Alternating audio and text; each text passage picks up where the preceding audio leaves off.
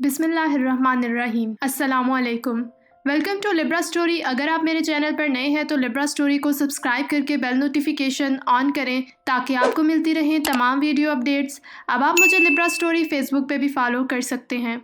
تو چلیے سنتے ہیں آج کی ایک بہت ہی خوبصورت سی تحریر، بندہ کمائے گا نہیں تو کھائے گا کہاں سے۔ 70 کی دہائی تھی، کوئی آج کل والا پاکستان تو تھا نہیں۔ اس نے کراچی میں موجود امریکی لائبریری میں قدم رکھا اور پڑھنا شروع کر دیا۔ وہ پیاسا تھا اور علم پیتا چلا گیا۔ کچھ ہی سالوں میں انجینئرنگ میں ڈراپ کیا اور امریکہ چلا آیا۔ کام کام اور بس کام۔ وہ اپنے خاندان میں واحد گریجویٹ تھا، اکیلا خوش نصیب جسے ملک سے باہر کام ملا، اور وہ واحد کفیل۔ کام کے دوران اس کی ایک وائٹ امریکی مارگریٹ سے شادی ہو گئی۔ ترقی پر ترقی، اپنا گھر، اپنی گاڑی، بینک بیلنس، وہ منزلوں پر منزلیں طے کرتا چلا گیا۔ کافی سالوں بعد وہ آج اپنی بیوی کے ساتھ پاکستان لوٹا۔ سن 83 کا زمانہ تھا۔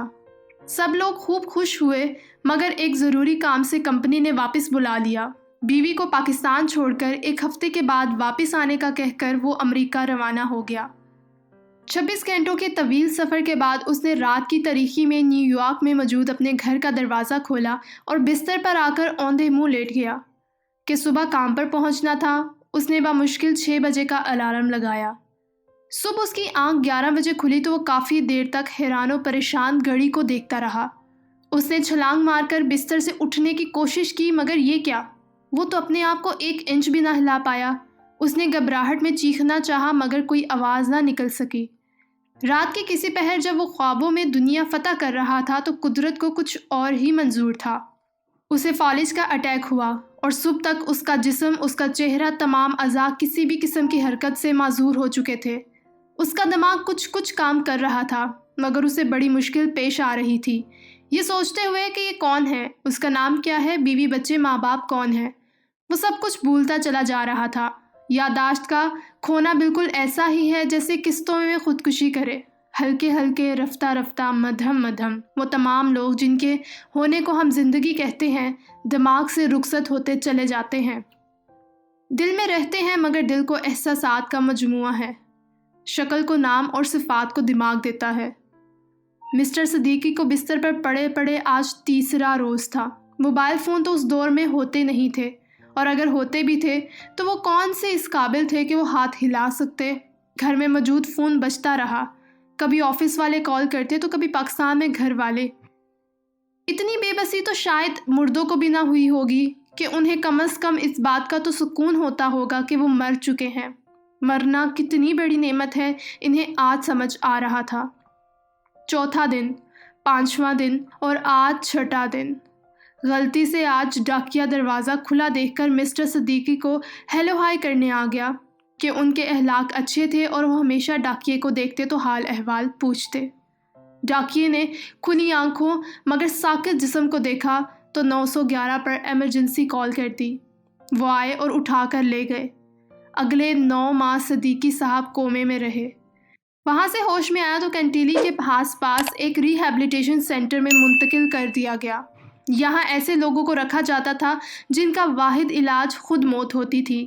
دن، ہفتے، مہینے اور سال گزرتے چلے گئے۔ بیوی نے سمجھا کہ کسی اور کے ساتھ گھر بسا لیا اور اسے بھول گئے۔ اس نے بھی کہیں اور شادی کر لی۔ بہن بھائیوں اور رشتہ داروں نے سمجھا کہ پیسے کی ہوس نے تمام رشتے ناطے توڑنے پر مجبور کر دیا۔ باپ نے سمجھا کہ بیٹا امریکی زندگی میں مصروف ہو گیا اور گھر والوں کی خیریت لینے کا وقت نہیں ہے۔ وہ ناراض ہو گیا اور اس کی ناراضگی میں کچھ سالوں بعد باپ کا انتقال ہو گیا۔ ماں پھر ماں ہوتی ہے، وہ آخری وقت تک انتظار کرتی رہی کہ ایک دن اس کا بیٹا ضرور واپس آئے گا۔ اس نے مرتے وقت بھی وصیت کر دی کہ جب بیٹا آئے تو اس کی قبر پر ضرور لے آئیں۔ آج اس واقعے کو 33 سال اور 4 ماہ ہونے کو آئے ہیں۔ مسٹر صدیقی، کوئی ان کا پورا نام نہیں جانتا، آج بھی بولنے کی سکت نہیں رکھتے، مگر تھوڑا بہت کھا پی لیتے ہیں۔ پچھلے چند ماہ سے اس سینٹر میں ایک پاکستانی آتا ہے، ان کا نام شاہد ہے۔ شاہد انہیں دیکھتا تو اسے شک گزرتا کہ یہ پاکستانی ہیں، مگر ایک کلین شیو بوڑھے کو دیکھ کر اندازہ لگانا مشکل تھا۔ بول تو وہ سکتے نہیں تھے۔ آج مسٹر شاہد کو ایک ترکیب سوجی، وہ گھر سے پاکستانی چکن بریانی لے گئے اور مسٹر صدیقی کے سامنے رکھ دی۔ मिस्टर सदीकी के पूरे जिस्म में एक सिर्फ आंखें बोलती थीं। आज वो जैसे उबल पड़े। नर्स चम्मच से बिरयानी आहिस्ता आहिस्ता मुंह में डालती जाती, मगर इतने आंसू उसमें मिल जाते कि अंदाज़ा करना मुश्किल हो जाता कि चम्मच में चावल की मिकदार ज़्यादा है या आंसुओं की। ये आंसू इस बात का सबूत थे कि बंदा या तो पाकिस्तानी है या इंडियन। शाहिद ने मरीज़ को गले लगा लिया और दोनों न जाने कितनी देर तक रोते रहे। अगले 6 माह में शाहिद ने सब पता लगा लिया कि ये शख्स कौन है, मगर अब 33 सालों बाद फैमिली की तलाश एक बड़ा मसला था। उसने उनको तस्वीर खींचकर फेसबुक पर लगा दी। 2 ही हफ्तों में उनका मिस्टर सदीकी की गुज़िश्ता बीवी और बहन से राब्ता हो गया। इस हफ्ते मिस्टर सदीकी अपनी बहन से अमेरिका के हस्पताल में मिले। ना कुछ बोल सके, ना हाथ हिला सके। हाँ, मगर आंसू तो कमबख्त हैं, फालिज में भी निकल आते हैं।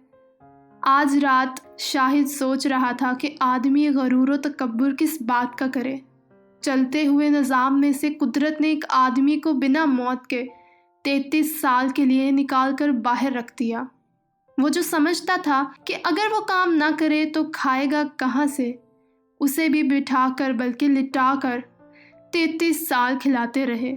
सिर्फ बंदा अपने आप को देख ले, उन तमाम बीमारियों का अंदाज़ा कर ले जो अपने जिस्म में साथ लेकर चलता है, और उनमें से कोई निकल पड़ी तो वो कहीं का नहीं रहेगा, तो गरूर व तकब्बुर आंसू बनकर बह जाते हैं।